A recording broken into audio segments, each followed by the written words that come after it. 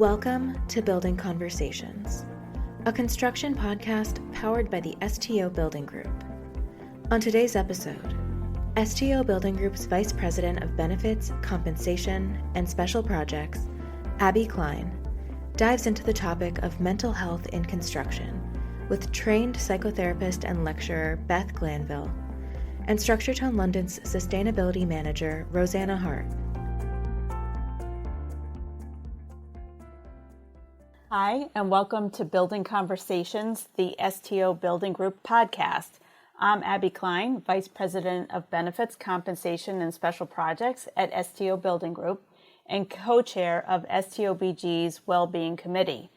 Today, I'm happy to be talking about the increased focus on mental health and workplace well-being across our industry, and particularly at Structure Tone London.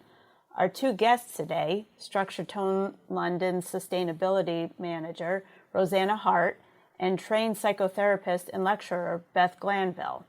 Well, let's start. Roseanna, we can ask you to just introduce yourself. Tell us a little bit about your role and your background and what kind of led you to your commitment to well-being at Structure Tone. Yeah, of course. Hello. As I said, I'm Roseanna Hart and I'm a Sustainability Manager for Structure Tone London. And part of my role is obviously looking after our environment and our community, but a big part of that is also our people.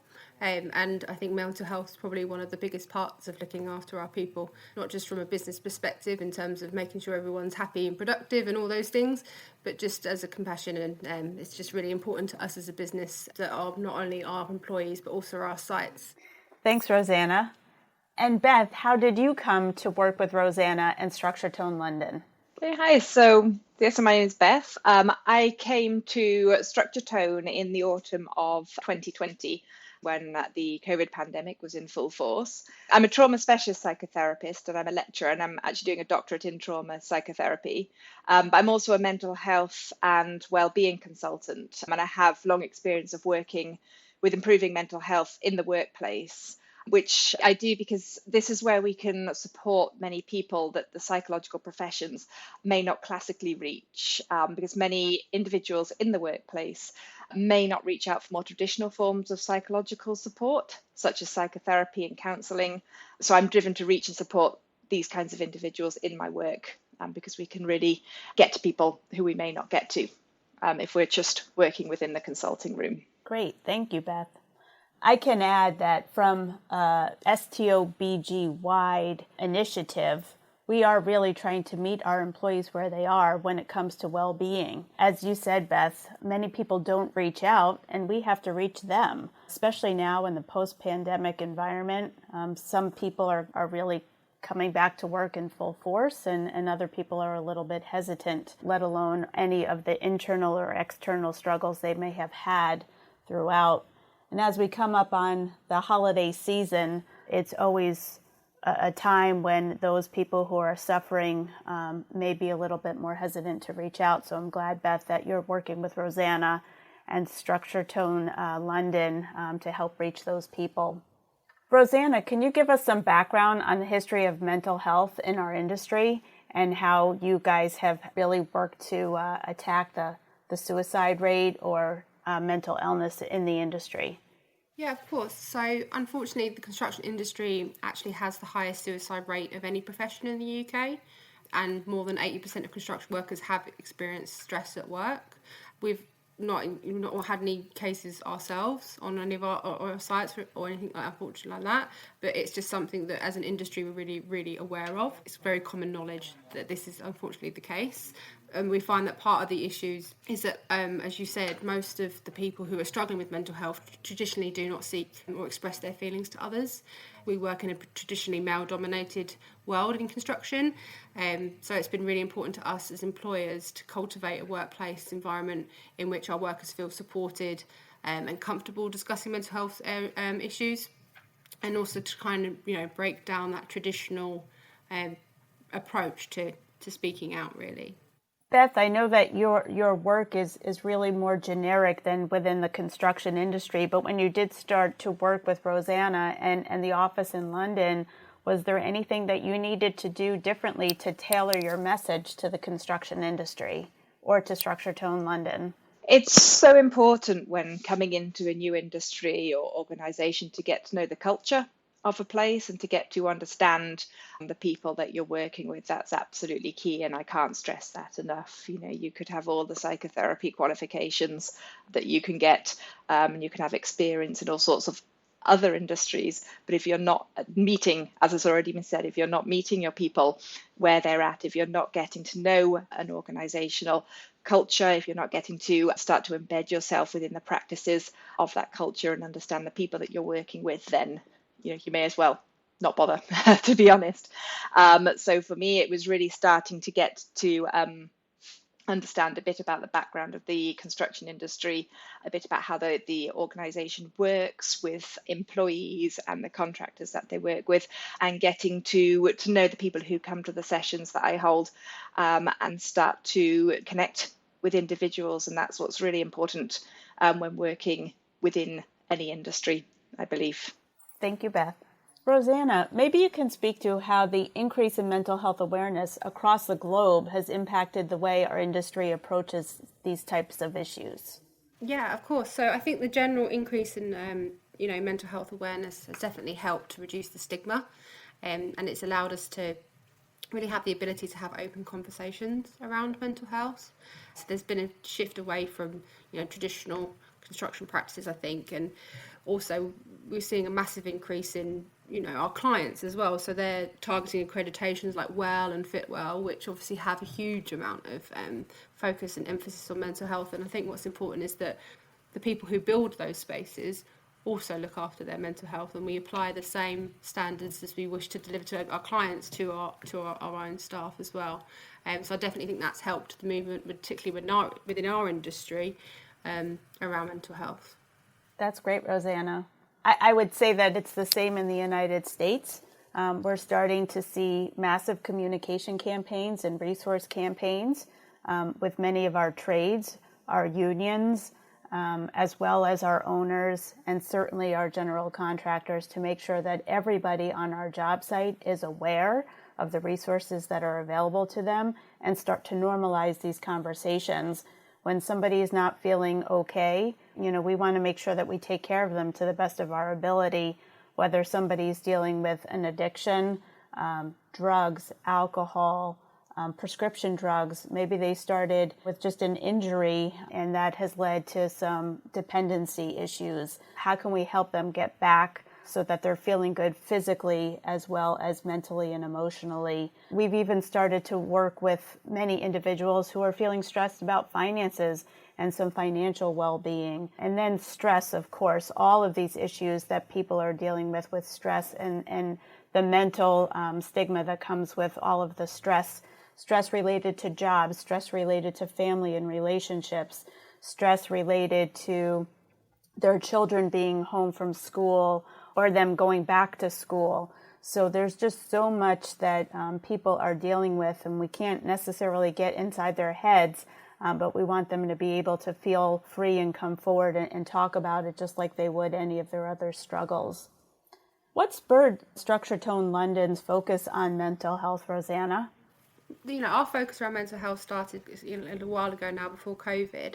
And, we've always been committed to making a difference.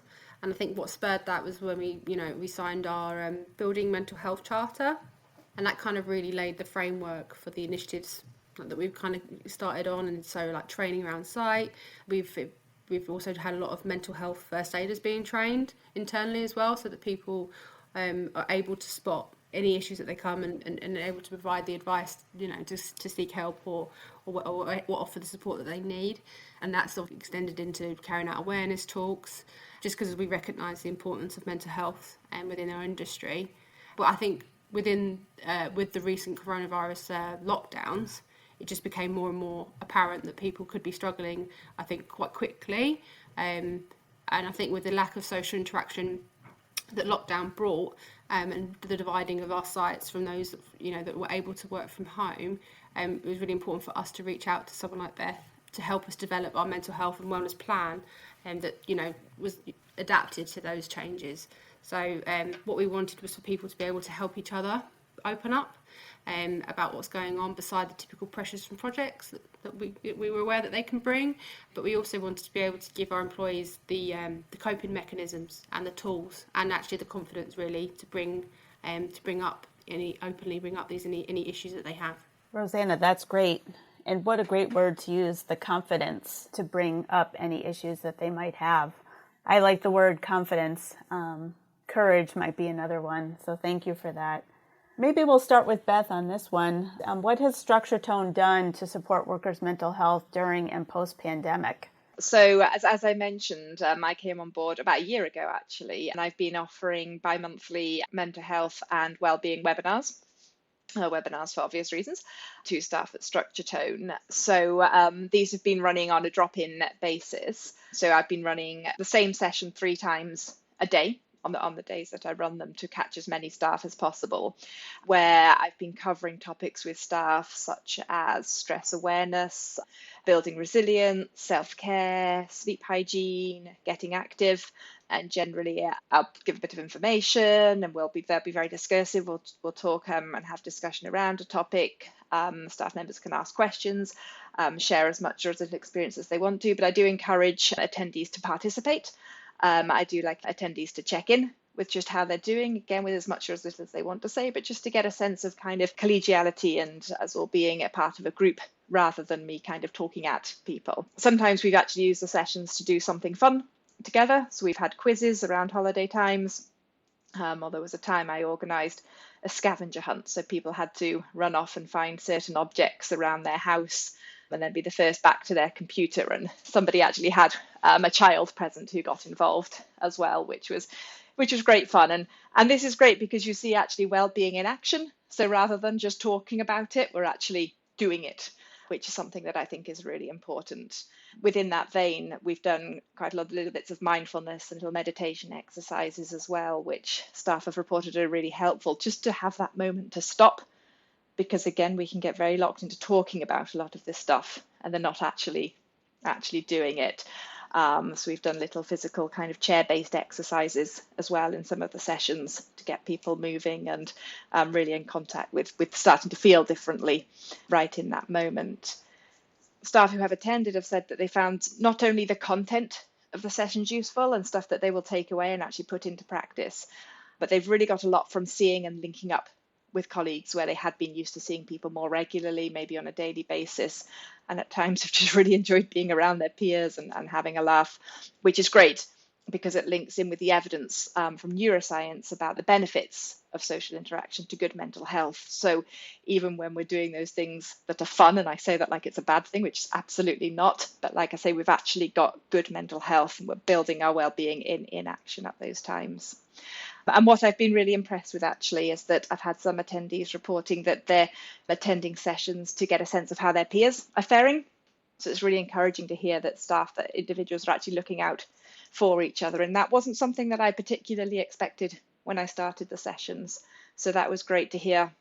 And it's also provided an opportunity where people have actually felt that they can reach out, and perhaps I've stayed online just to support an individual after a session, or somebody's contacted me outside of session. So there's been that open door as well where I can just support somebody or signpost somebody onto other support even when necessary. Yeah, and I just think, just to add on that, from obviously as someone who would be part of those sessions from an employee perspective rather than leading it, I mean, I can definitely attest to the fact that, you know, I think after a session you might have a call from a few people saying, "You're right," and then it's definitely engaging on that communications, which I think has been really, really nice. And something I think as well is that we, during, we're quite limited to a lot of the things that we would normally, catch up on a personal level would be social events in person, which obviously we became massively limited to. So we tried to come up with some things to kind of distract, but also, just to do some of the things that we don't normally do. So we did a pass the baton event virtually, and what that was for 48 hours straight, everyone had to be running at a certain point, so there was always somebody running and you passed the baton to the next person. So, and we had this giant WhatsApp group, and I think there was a majority of the staff were involved on that one, and your phone would be pinging at 2 a.m, 3 a.m, 4 a.m, where they were passing that baton, and the feedback we had on that was just like, it just really further supported what we were trying to do with Beth. And just, post-pandemic, just in terms of what we're trying to do to continue that support, we've just had a number of engagement groups off the back of the sessions, people returning to work, continuing to work with Beth to find opportunities to continue to support mental health, adapt to the changing coming back, and just, find opportunities to continue all the other kind of fun building and events and social stuff as well. Perhaps I should just add in that I did do my first face-to-face sessions in September for Suicide Prevention Day as well. So it was really great to actually come into site, into offices, and actually meet people face-to-face for the first time and provide those sessions off-screen for the first time, which was rather nice. That sounds great. And I love the fact that so many of your employees seem so engaged in the activities and are open to discussing in a group setting or in an individual setting as they see fit, whether it's for something that's fun like a scavenger hunt or for a meaningful session that can help themselves or their colleagues. So many times people talk about it and create awareness, which is great. That's a great place to start. But action really makes people feel better. Some of the things that I have started to try and introduce here, we have our safety moments that kick off our meetings. So I always try to put a mindful moment in instead of a safety moment, because I think when people are mindful, they are safe. So it's just a great way to kind of bring our safety functions as well as our well-being functions together. Roseanna, how has the leadership of the London office helped reinforce the message that mental health is a top priority? Yeah, so the fact that we're doing all these initiatives, it just shows how much like the massive full support that we've really had from all levels and everyone, including the senior management team, who've been a great support for us. And I think part of that is them attending some of the sessions themselves and having that presence and having those conversations that you might not normally would have had the opportunity to have, I think, in a group session. And I think what we've noticed in terms of reinforcing that message is the support and the outcome of those sessions. So I think we've definitely seen an increase in, internal communications around mental health. And in terms of our leadership, they've all operate on an open door policy. And I think now, people are probably actually taking them up on that, and which is probably quite nice to see. That's great. So what do you think is next for mental health in our industry? So I definitely think we're going to obviously be continuing our commitment to making a big difference to our support and to supporting our staff. Within our industry, there's a lot of research going on into what we can do and what the issue is. And I think that's really important for us to align with research to make sure that we are making as best impact that we can. And just being, I think, proactively in the space is really important to keep an eye on what we can do. And I think what was mentioned before about getting up and doing the chair exercises and stuff like that. I think now that we're able to move away from some of the more virtual events, which I think we're still obviously engaged with, we're trying to align our mental health program with our healthy living program as well. So we've just started like free exercise classes with our local gym. Last week we had someone come in and do like a combination of yoga and Tai Chi in one of the meeting rooms, which was really interesting to do in the afternoon. And I think that's just further kind of just shows really what we're trying to achieve here, by bringing down some of those those barriers that might be traditionally there. And it's been really good. That's great. It's great for your physical health as well as your mental health with that one, especially around the holidays, right? You can go out, exercise, help focus your mind, and also burn off some of the extra calories that we're consuming at the holiday season. Exactly. And I think I heard a statistic somewhere, and it was like, I think nobody ever does exercise and regrets it, obviously, unless they hurt themselves or something like that. But it's something that just makes you feel good. So, yeah, it's been really important to us to kind of, do everything that we can. I was just going to add in there, Abbie, that I'm in the process of developing a mental health and wellbeing plan for Structure Tone in London to take us through the whole of next year, the whole of 2022. So we are going to continue to offer the mental health wellbeing webinars, but they're going to be quarterly so that we can increase our focus now on bringing people together. As Roseanna has said, want to bring people together socially as was done before the pandemic. So I'm hesitant to say too much at the moment because the plan hasn't been finalised. But my hope is that we can arrange more team building days, social events. I would like to include some training around developing and enhancing a really good mental health culture across the company at both an employee and a managerial level, if possible, and potentially host some events with guest speakers so that it's not just people listening to me all the time. And as I've said, ensure that we do actually focus on the kind of the doing of the well-being, not simply just the talking about it, but obviously a lot of that is already in place, as you've heard of Roseanna as well. So that's what we're kind of looking at going forwards into next year as well. And that's really exciting. As we've mentioned a few times throughout our session today, as we're headed into the holidays, it's a happy time for a lot of people, but it also is a time where other people are struggling. So we just like everybody to know that we're here to help. And if somebody doesn't feel so comfortable with what's going on around them, that they can reach out for support, whether it's to a coworker or a leader. There's a number of resources out there for everybody as they get through the holiday season. And really looking forward to what Structure Tone London has ahead for us so we can all learn from your experience and start putting some of those great sessions throughout all of STO Building Group. Well, thanks for a really great session today, Roseanna and Beth. We've learned so much, and we really thank you for your time and expertise and sharing your experience with everybody. Yes, thank you for having me today. It's been a pleasure. It's really good speaking with you. Of course, thank you so much for inviting us, and I'm really looking forward to continuing it all on within the committee. So that should be exciting.